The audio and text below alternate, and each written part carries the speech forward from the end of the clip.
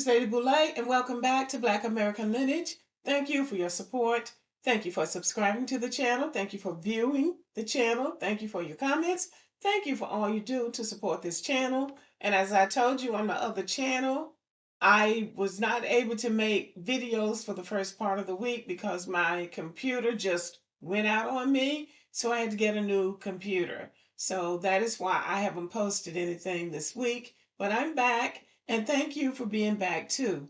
And today I want to talk about a serious subject in Black America, and that is the jeans teachers. A lot of people don't know about the jeans teachers, but the jeans teachers were responsible for the formal education that the formerly enslaved people got coming out of slavery, especially down here in the South, because these boards of education would not allocate any money for teaching Black people, their children, how to read and write and to just get a basic education.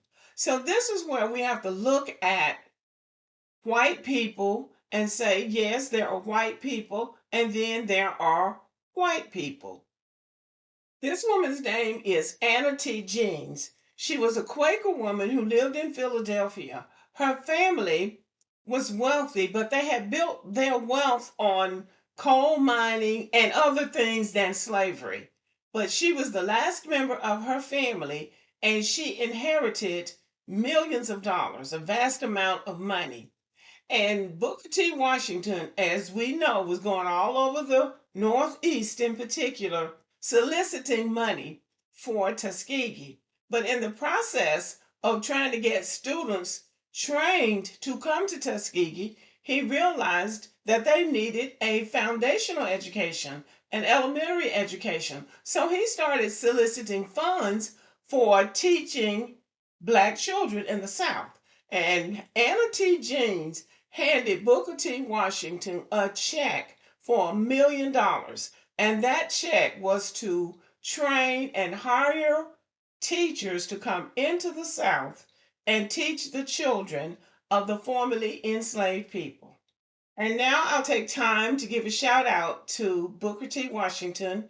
He is one of the ancestors that I admire the most because of the work that he did, selfishly working at Tuskegee when he could have been off living the high life like some of the others did once they got a little education and a little money. But he stayed in the South. He stayed at Tuskegee. He was committed to Tuskegee, and he got a lot done because not only did he train students at Tuskegee, but he was responsible for having schools built in the South for Black students, these segregated schools, when these boards of education, as I said before, would not allocate one dime for the education of Black students. So I will always give a shout out to Booker T. Washington, even as people now criticize everything he did.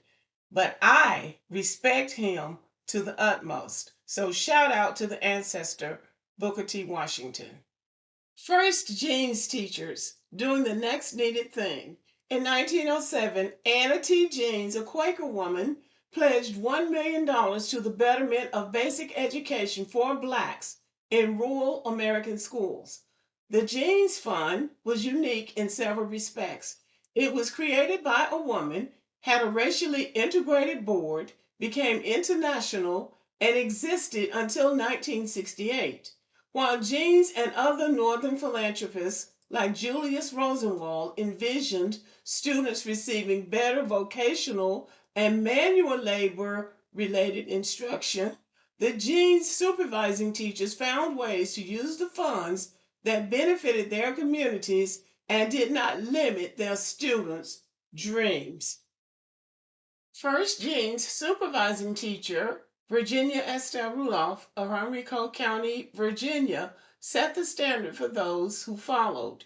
Before becoming a Jeans teacher, she had worked tirelessly to improve conditions in her school and community and had been made supervisor of all the Black schools in the district because of her exceptional performance. In 1908, the Henrico County School Superintendent asked the Jeans Fund to provide money for Mrs. Rudolph's salary, At the end of the first year as a jeans teacher, the fund's board was so impressed with Mrs. Rudolph's accomplishments that they printed 1,000 copies of her year-end report and mailed it to county superintendents throughout the South. Soon the Jeans Fund was receiving requests from other county superintendents who wanted their own jeans supervising teacher. By 1909 through 1919, 129 jeans teachers were operating in 13 southern states. And let's not let it be lost on us that this woman's year-end report was so impressive to the Jeans Fund Foundation that they sent copies of that report to the white boards of education, and they copied her report to use in their own year-end reports. So, you know what? Intellectual theft is what we know. Jeans supervising teachers often began with little more than a teacher and a school building, and sometimes not even those. They had a missionary mentality, crusading tirelessly to improve conditions for their communities. Besides functioning as superintendent for the black schools, Jeans teachers worked to improve public health, living conditions, and teacher training. They started self-improvement and canning clubs and truly did whatever was most needed in the community. The Jeans teachers' informal motto was to do the next needed thing. That this work was done in the South during the Jim Crow era, a time when any action by the black community to better itself might be met with harsh suspicion or violence by the dominant white community, is nothing short of astonishing. And that's how come we really can't tolerate people now complaining about what they can't do or what somebody else is going to do. You just have to do the next needed thing. I love that motto. Here are just a few of the outstanding Jeans teachers that worked so tirelessly to educate black children during the Jim Crow era. At its peak, there were over 2,300 Jeans teachers working in 16 southern states. I think that I have already acknowledged that my parents also were taught by Jeans teachers, and they were the ones who went into the community and taught others or assisted others who didn't know how to read and write. So the Jeans teachers were a gift to the Black American community, endowed by this white woman from the North who felt compelled to help. Where there is a will, there is a way, and God always has his people in place. Okay, y'all, thank you for listening. Let me know what you think about the video. Subscribe to the channel, give me a thumbs up, and as always, have a great day.